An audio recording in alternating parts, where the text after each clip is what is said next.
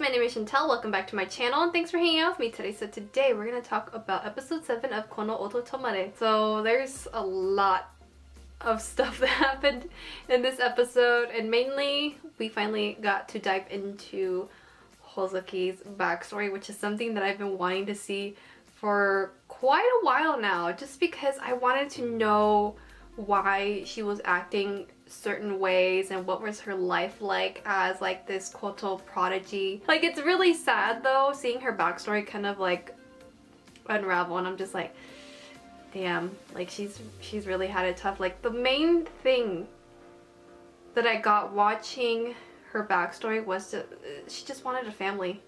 She just wanted her mom to be a mom instead of just like this tough, strict teacher. Like, her mother was nowhere to be found in this person that was her so-called mother. And the reason why I'm saying that is just because her mom, as the episode goes on, you start to see that her mom slowly starts to change after Hozuki's father's death. That's when things start to go downhill with her and her mom. Her and her mom had a really rocky relationship, but when her dad was alive, they were both like happy. Also, if I remember correctly, Hozuki's dad also taught the Koto, and he was a pretty well-known teacher, and he was, I think, like maybe like one of the top teachers. I'm not really sure because my mind's a little bit fuzzy because I did watch this a couple days ago, so it's been a while. What I do know for sure is that her dad was pretty recognized in the Koto world, industry, whatever you want to call it.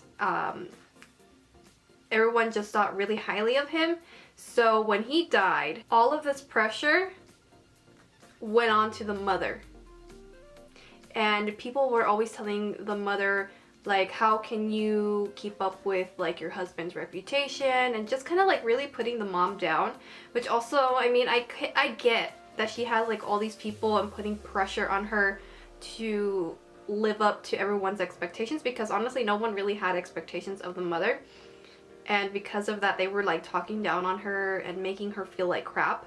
And it was kind of sad to see, because this is like the reason why she ends up just spiraling out of control and being like a whole different person and not being Hozuki's mom, which she should have been from the very start. And because of this, hearing all of this negativity surrounding her mom, Hozuki takes it upon herself to like do something about it. She's like, okay, if I do something about this and become good and practice every day, then, you know, my mom will be happy and all this pressure will be lifted off her. No one will have the right to talk bad about her, and they can't say anything. That was Hozuki's pretty much her intention.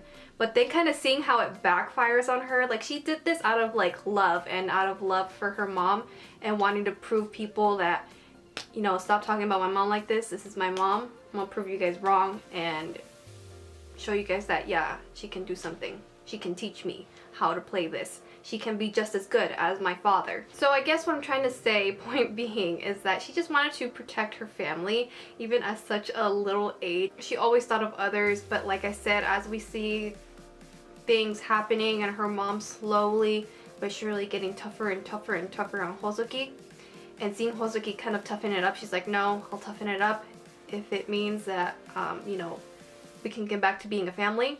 I'll tough it up. Well, not just that, and also, you know, for people to stop talking crap about her mom. But eventually we see Hozuki slowly lose friends. No one wants to hang out with her because she's so focused on the Koto, and her mom's constantly having her practice, to the point where Hozuki isn't even allowed to join a club in middle school. And you can see like how happy she was hearing that they were required to join a club in her middle school. And she went to her mom, she's like, oh, like I heard that we gotta do a club, and I was thinking. And then her mom just kind of shuts her down and was like, no, you're not doing this. I already got permission from your school, so you're like the exception. And I was like, oh my god, like that was a little kind of crazy. Like the mom was at that point, I feel like the mom was going crazy.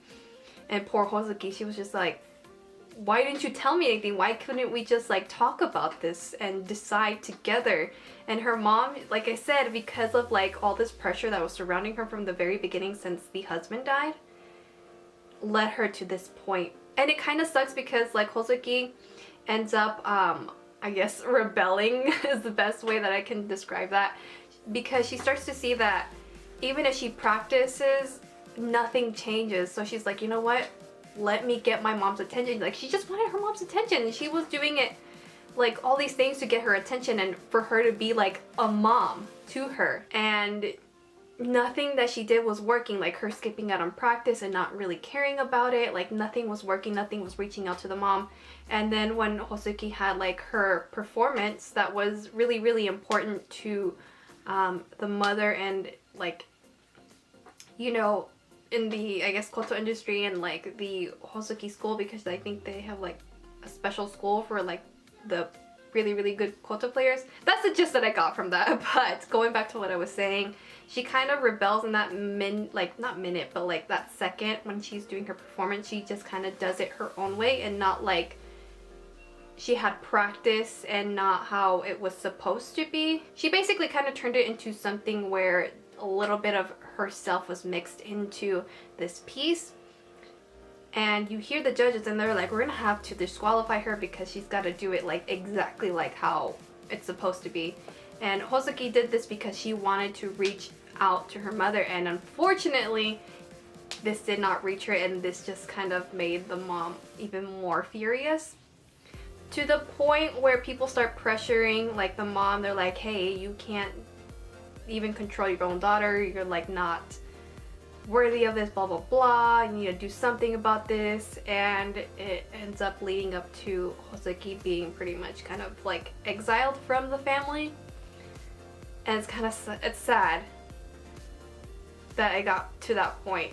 Like, the mom didn't care. She was just like, from this point over, you're not a part of this family, like, get out. And honestly, like, at that point I was like, let me fight the mom. Because poor Hozuki, it makes sense though, like so many things though, seeing this episode, why she acts this way, why she's always like uptight and doesn't know how to interact with other people, because she's been separated her whole life from other people. So she obviously, like, no wonder she wouldn't know how to interact with other people. No wonder she's so awkward. She doesn't know. And she's never really had a real friend or like real bonds with other people. So she's just completely lost. And like all this stuff that's happening in the present and her being in the Koto Club, like it's all new stuff to her. And she's enjoying it to the fullest. Like little things in this club, like she loves it. And I really love seeing her happy. Like she finally got something that she's been wanting for a while. Like the only thing that she's missing is like her mother and her mom's love, and her mom to finally stop acting like a teacher. Anywho, that's pretty much all I really wanted to discuss with Hozuki's past. So I guess now let's talk about like, I guess, Hozuki's situation and then how Chika reacted. Because in last week's episode we were left off where he saw that she's living alone and she's pretty sick. So Chika, I really like that he kind of took care of her until she was better. I thought it was really, really, really adorable.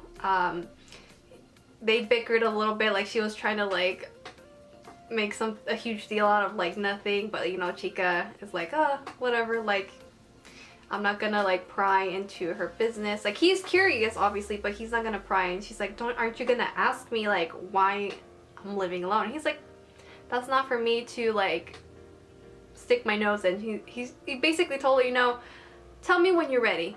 If not, that's fine, because it's none of my business. And I'm like, goddamn, like I'm loving Chika even more and more, but he's like the real MVP with everything. Because I think the reason why Chika's so understanding is just because of all the stuff that he went through, but also it just shows you, like I said in my last video, he just has a big heart. Like no matter what, like even if you do him dirty or talk a little bit bad about him, like for example the new girl, which I still don't know her name, but even then, like he still gave her a second chance and was like, just, you know, Chika being Chika and being understanding and like giving people second chances and stuff, because I think he, out of everyone, knows how important second chances are. But anyway, the club members do find out like her situation and stuff, because Hozuki ends up telling them, because like the new girl, still I'm a little unsure about her, because like all the stuff that she did still doesn't sit well with me, but her reason also, I'm like, which I'll dive into in a little bit. But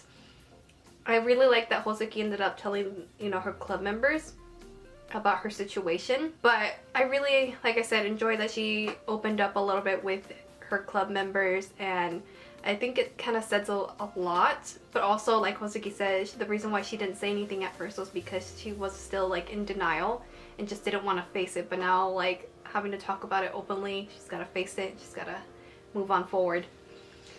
So yeah, I mean, everyone had her back, everyone was fine with her. Like, this new girl could not like sever their bonds, which was great. I'm really glad. And because of this new girl was like, oh my god, like she basically like breaks that whole like sweet little persona. She's like, I was just trying to break you guys up, and like everyone knows. But Glasses boy, still forget his name. I think his name is Kurata? I think. If I got it wrong, I'll put it here, but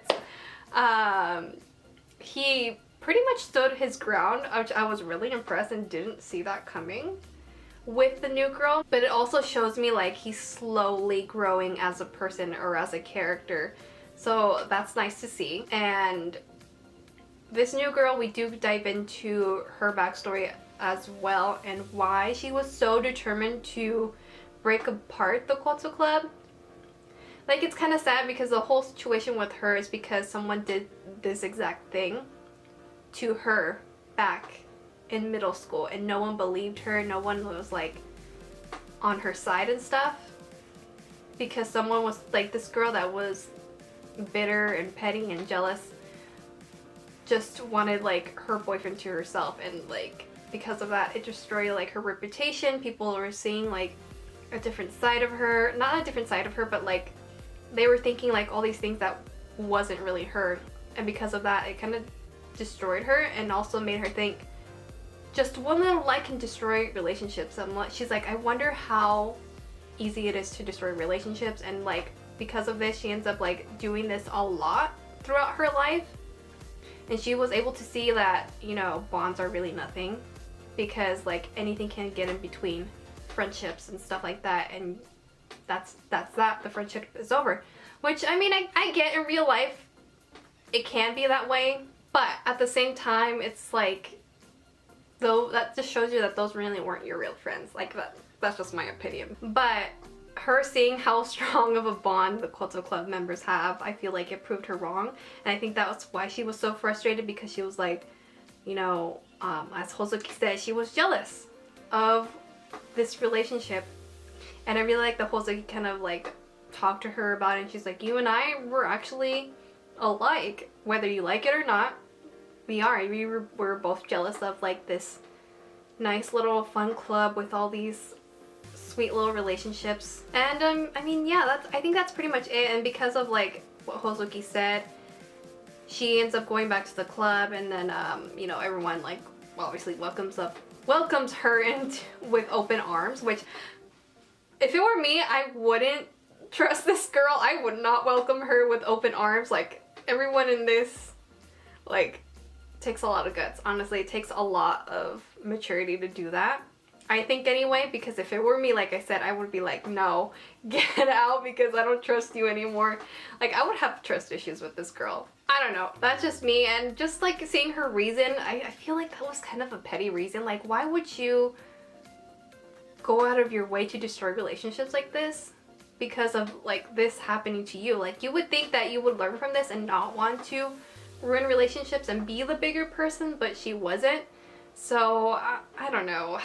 So I really don't know how I feel about her. Maybe my opinion will change eventually, but right now I'm just kind of like, I don't know. I don't know if I can forgive you right now for what you did, or at least what you tried to do. But anywho, I think I've talked enough about this week's episode. As I said, I just had a lot to say, and I had a lot of thoughts and opinions in this week's episode, especially with Hozuki and her past.